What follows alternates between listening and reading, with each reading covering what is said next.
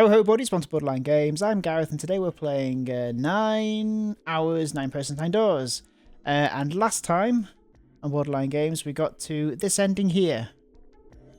What does that mean there then? If this isn't a ending, is there something to unlock at that point? The coffin was unable to be unlocked. I guess that's what that means. So, this is 9 hours, 9 persons, 9 doors. And last time we got to this ending where everybody died, which is, I guess, technically the worst ending. Before that, we'd got to this ending, which was we couldn't open this coffin, and then Santa escaped. Santa is a bad guy.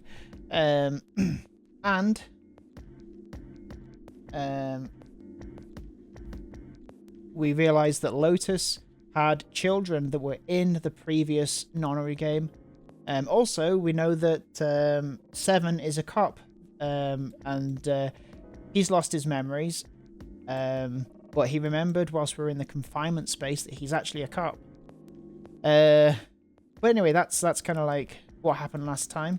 Let's move on, and we're going to explore this little section here to see if there's any clues. This is the room that Snake was found in dead, so let's see if he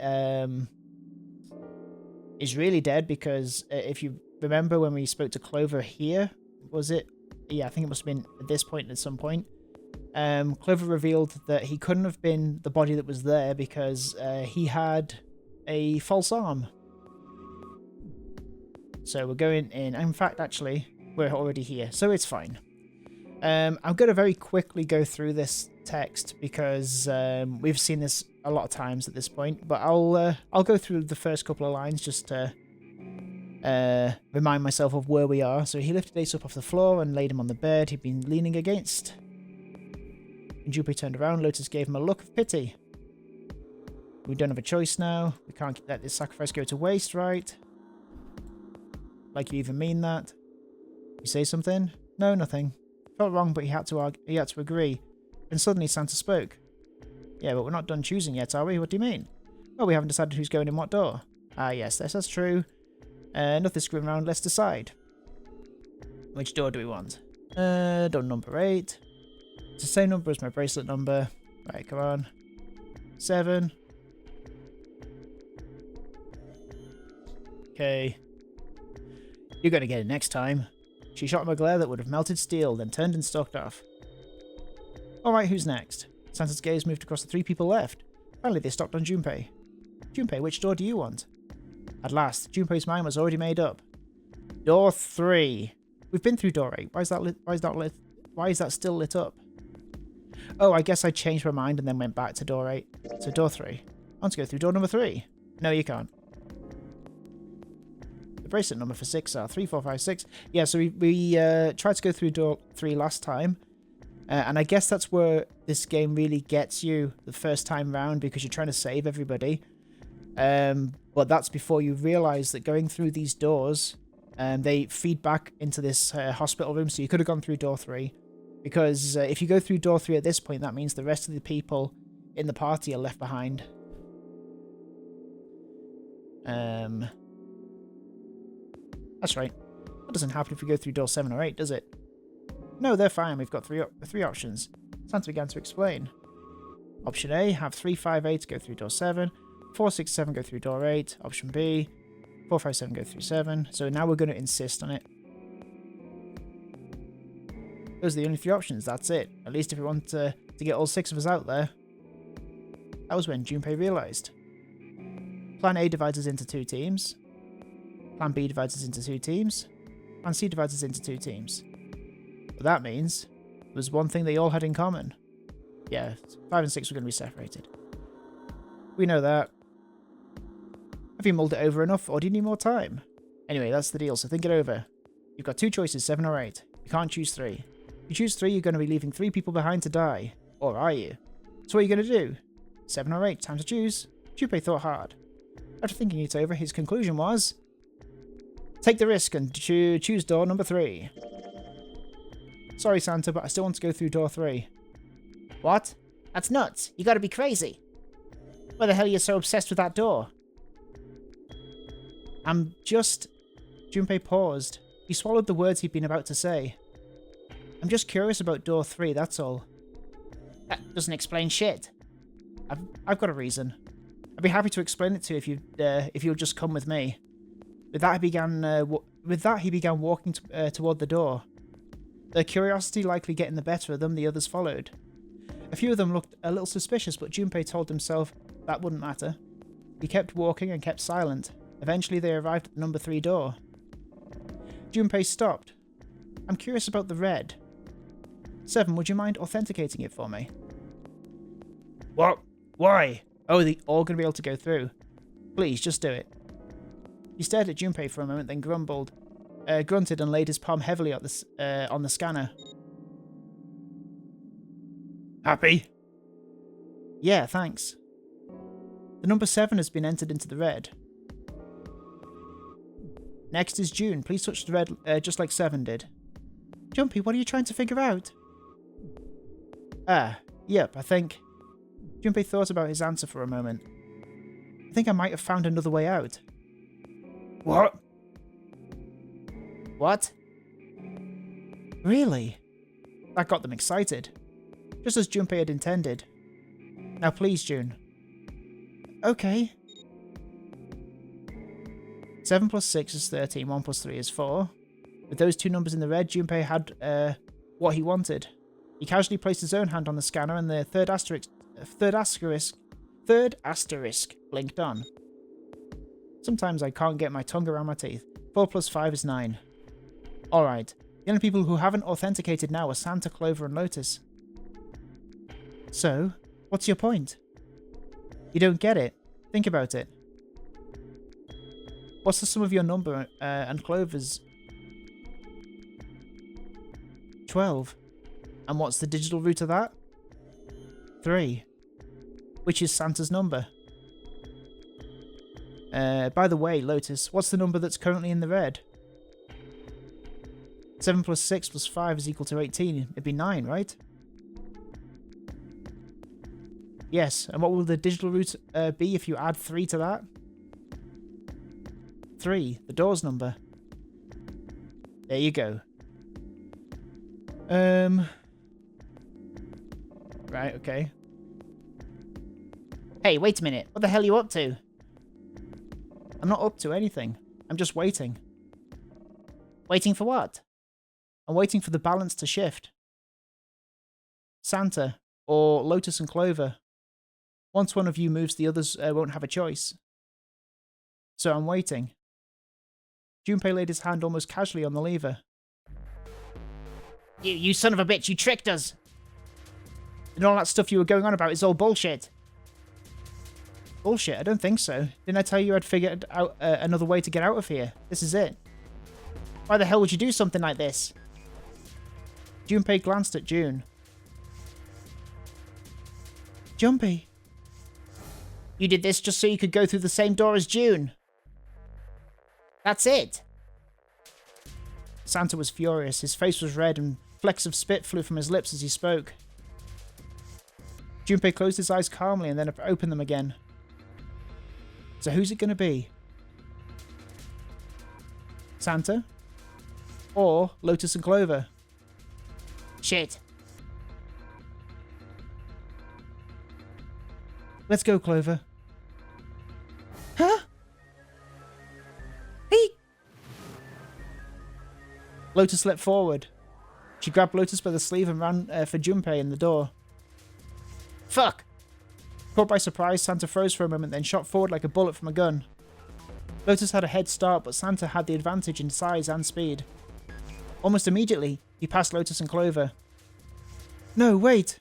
Santa did not hesitate. Ugh! He slammed his hand down on the red.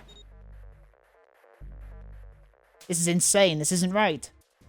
He glared at Junpei, his chest heaving. Yes, well, you may be right. Junpei's voice was cold, but not without effort.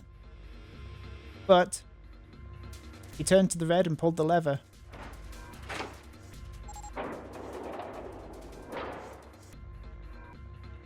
With the sound of metal on metal, the door opened. It would only remain so for 9 seconds. There was no time to think. Go. Junpei and his 3 reluctant companions jumped into the door's gaping mouth one after another. No sooner did they enter than an all too familiar noise sounded from their left wrists. The detonators had activated. Junpei looked back only once and saw Lotus and Clover on the other side of the closing door. No! They stood still, stopped where they'd been when Santa reached the red. The defeat and desperation on their faces tore at Junpei's heart. Then the door closed and they were gone.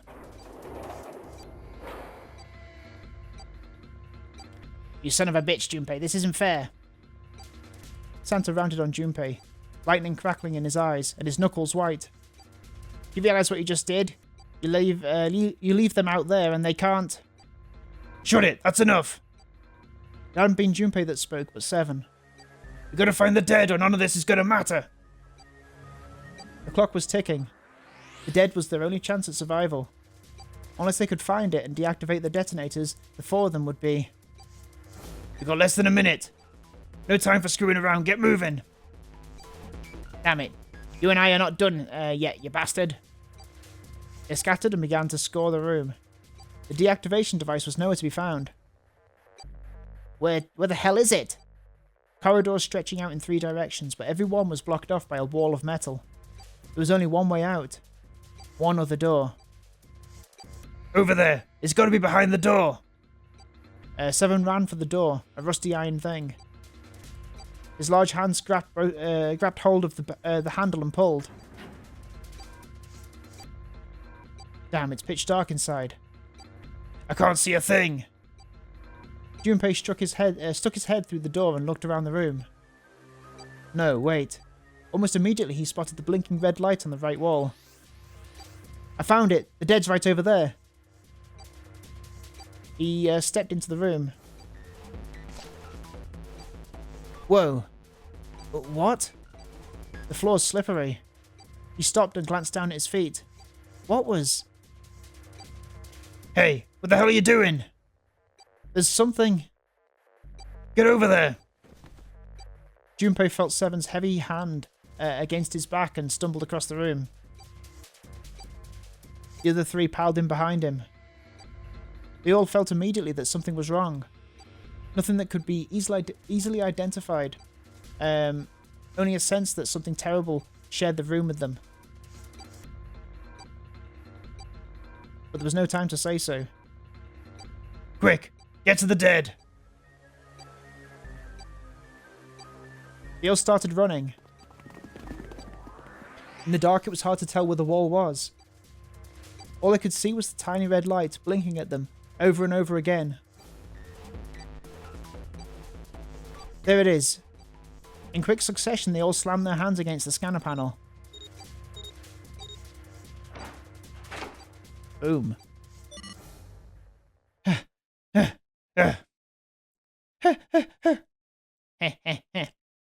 Seven leaned against the wall, gulping air. As his breathing began to return to normal, he glanced at his left wrist and grunted. It stopped. It stopped. Junpei could hear him laughing in the dark, but could barely make out the larger man's face. I don't think I'll ever get used to doing this. What the... The sound of retching came from Santa's direction. What the hell is this smell? This is vile. I'm gonna puke. So desperate had they been in their race to the dead room, to the dead, that no one had noticed the horrible smell that pervaded the room. It was a terrible, nauseating stench like burnt and rotten meat. Adrenaline had drowned it out, but now it rolled over Junpei in waves, forcing itself into his nose with every breath he took. You're right, this is... He felt his stomach clench, and bile rise up in his throat. Let's get the lights on first. There's a switch over here. The light that spilled in from the door barely illuminated a small switch plate next to the door. Slowly, with the toll of the last few minutes apparent in his gait, Seven walked toward it.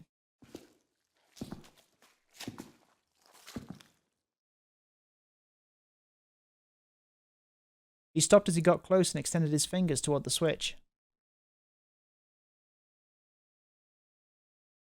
Okay, guys, I'm flipping it on. There was a soft click as the lights came on. Just as the light turned on, June took in a short breath and... Ah! A scream echoed through the room. Junpei's breath stopped in his throat. His heart ceased to beat. Time froze. His mind scrambled to make sense of what he saw before him. What? Hey. This is... What was left of the body sat in a sea of blood. Chunks of flesh torn from the body sat in the blood like tiny islands in a great red sea. A vast ragged hole had been torn in the torso, and what remained of his intestines spilled out of it like fresh spaghetti. Smaller chunks of meat had splattered against the wall and become stuck there as they dried. Globules of yellowish fat had left trails like tiny slugs as gravity pulled them down the wall, even as they dried to it. Gross. Looks like an explosion. Seven's voice was low and strained. Just like the ninth man. The detonator in his bracelet set off the bomb in his gut. Oh god, the bone is coming out of his left arm. It's definitely an open fracture. It looked as though the explosion had been quite powerful. His legs were both bent in an odd, unnatural way, and his left arm had split open, exposing the painfully white bone of his ulna. Fortunately, now we know that Snake doesn't have a left arm.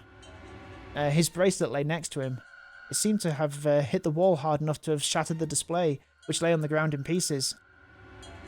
The face is the worst. Yeah, you can't even tell who it is. Half of his head had simply collapsed. The blood coating almost made it look like raw pizza dough covered in tomato sauce. Gross. His clothes too were covered in blood. The burgundy tie, the white shirt, the jacket with the yellow piping, and the grey slacks. The grey socks. But the clothes they were all familiar to Junpei. Is that Snake? Santa's voice wavered as he spoke, his mouth dry. Oh my god. Finally, Junpei spoke. Why did this happen? No! Suddenly, June was screaming, her voice broken. It was an eerie scream full of insanity and not entirely human. No! No! No! She shook her head violently and grabbed fistfuls of her own hair. Junpei could hear the sound of hair tearing. Stop, calm down.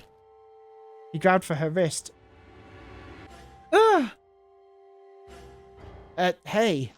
But as he did, June leapt up and ran. Toward the exit.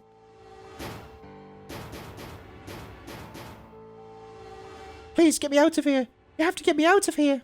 She screamed at the door and her fist slammed against it with a hollow sound. Junpei could see drops of blood on her knuckles. Why are you doing these horrible things to us? What did we do to deserve this? June. She screamed again, a desperate, mindless cry. Her fists flailed against the door. Get me out of here, please! Please just let me out! June! Junpei couldn't watch anymore. He ran to June and wrapped his arms around her, pulling the screaming girl away from the door. Calm down. No, get off me! Let me go! Let me go! Please, calm down. She scrambled for a moment, her legs skittering across the floor, but her resistance didn't last long. As suddenly as her outburst had begun, it was over. The manic energy disappeared and her body went limp in Junpei's arms. June collapsed toward the floor and Junpei knelt down with her. He felt drops of something warm and wet. Was she crying? What a loser. A moment later, she began to sob. Ugh. Her shoulders shook and great hot tears rolled down her face like rain. We're going to be fine. It's going to be alright, June. It's going to be okay, Canny. Her name was a whisper. I'll be here with you, okay? She nodded once. Thank you. Thank you so much, Junpei. Her trembling voice pulled at Junpei's heart. She stroked her hair gently. His face was so close to her. The scent of her hair was nostalgic. Do you feel better? Yes. But I'd like to stay here. For a little while at least. Junpei's body is so warm. Several minutes passed before June's tears had dried. Junpei stood up. He bent down, put his arms under June's, and helped her to her feet. Blip blip. They didn't speak. Blip blip. Blip blip. Neither did Seven or Santa. A person was dead. They died in that room in a terrible way. Junpei knew there was no way he could make himself forget that. There was no way any of them could forget it, but mourning would do no good. They spread out to search the room, but each felt as if their heart was made of lead. We better get to it. Gudung. Gudung. Alright, let's explore this little bathroom then.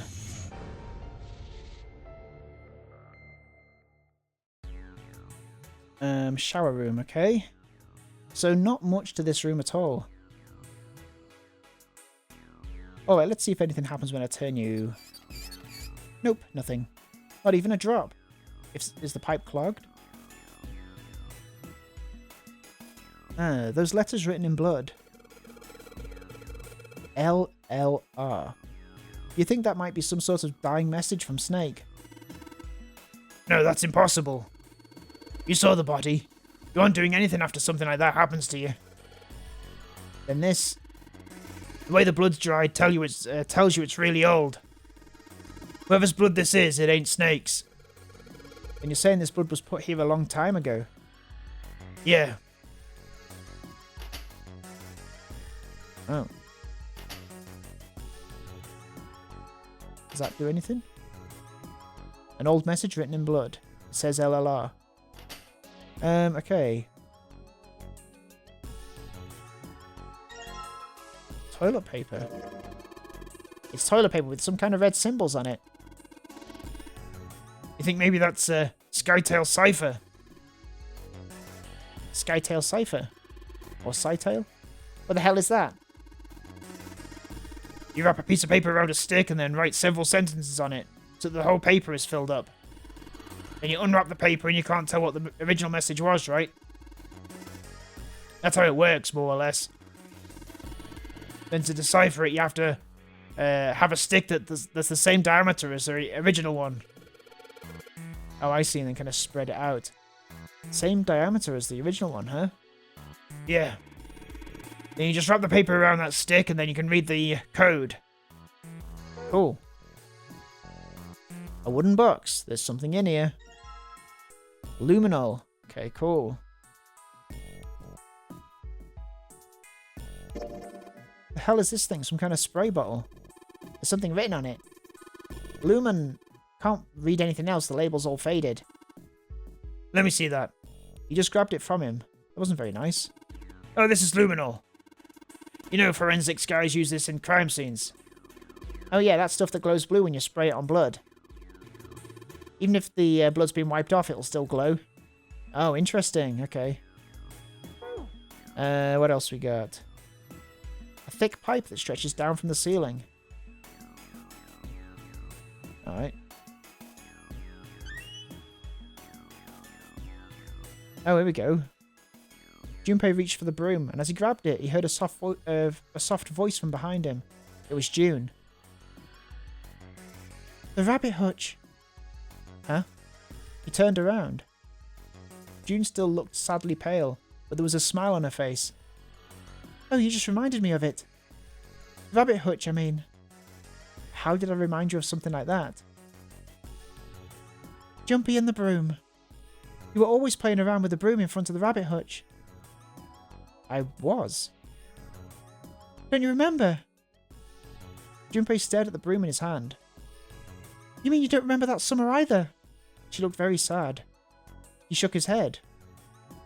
Of course I remember. How could I forget something like that? It was terrible. What was? They were in the 6th grade. Junpei and June had been assigned to take care of the classroom pets, the rabbits. Their chief duty was to clean the hutches every morning. On the final day of the school before summer vacation began, Junpei overslept. He rushed to the school and found June standing in front of the rabbit hutches.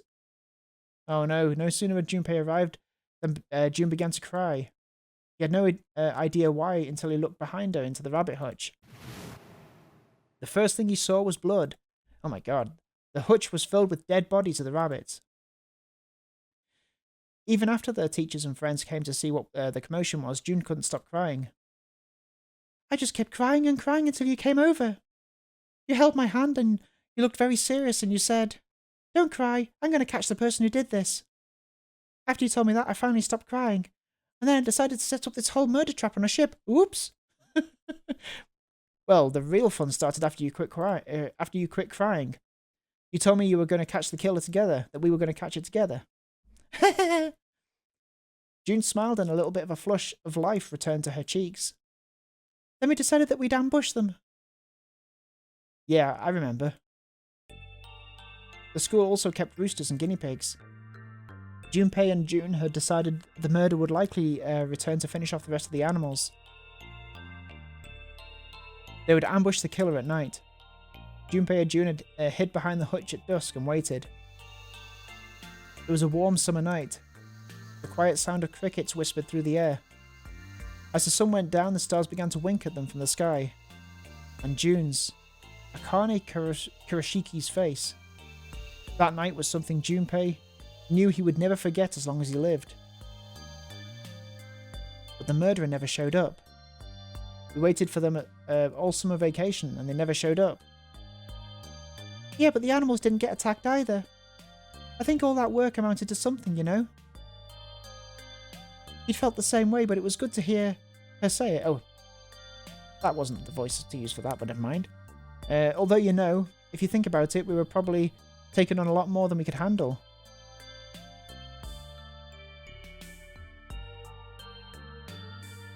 What do you mean? She looked up at him, confused. Well, come on, we were just kids. If whoever killed the rabbits had actually showed up, they probably would have had a knife or something. I mean, you must have been pretty worried, right? I wasn't worried. Because you were there with me. She blushed furiously. You know, no one else wanted to take care of the animals. Clearly embarrassed, she tried desperately to change the subject. I was the only one who asked to do it first. Yeah, boys don't really want to bother with taking care of animals, you know. Well, yeah, but you asked to do it after I did, didn't you? If it wasn't the rabbits, they were going to make me do something. You know how that school was. Making you do things. I figured I'd be better if I was working with somebody who wasn't too much of a loudmouth, right? Somebody who wasn't going to tell me if I felt like blowing it off. Or tell me off if I decided to blow it off. Really? That's why you volunteered? Yeah, it is. He nodded quickly and much too earnestly, and then quickly looked away at something very important. Really? Of course. That hadn't been the reason, of course. He had asked to take care of the rabbits so that he could be near June. But it had been so long ago now, he couldn't bring himself to tell her how he'd felt back then. It'd be embarrassing. He took a quick breath to clear his head, tossed the broom up, and then snatched it out of the air. Well, we don't really have time to be walking down memory lane like this, you know. We've got to figure out a way out of this room. Otherwise... Yeah. I'm going to look over there. June nodded curtly, then turned and walked away. I should get back to it myself. Ah. That's right, the pool of blood. Junpei turned around and looked at the room. At Snake's body. Chunks of flesh and organs still lay on the floor. Going on and on about old times right next to a corpse. What were we doing? Well, maybe it was because we're in this mess. Despite such a situation, or perhaps because of it, the mind turned to the farthest thing from death that it could find. Still, Junpei couldn't help but feel a twinge of guilt at waiting so desperately to live when Snake lay dead before him. I have to survive, no matter the cost. I need to make sure that she gets out too. As he stared at the clumps of blackened flesh, all Junpei could think of was how much he wanted to live.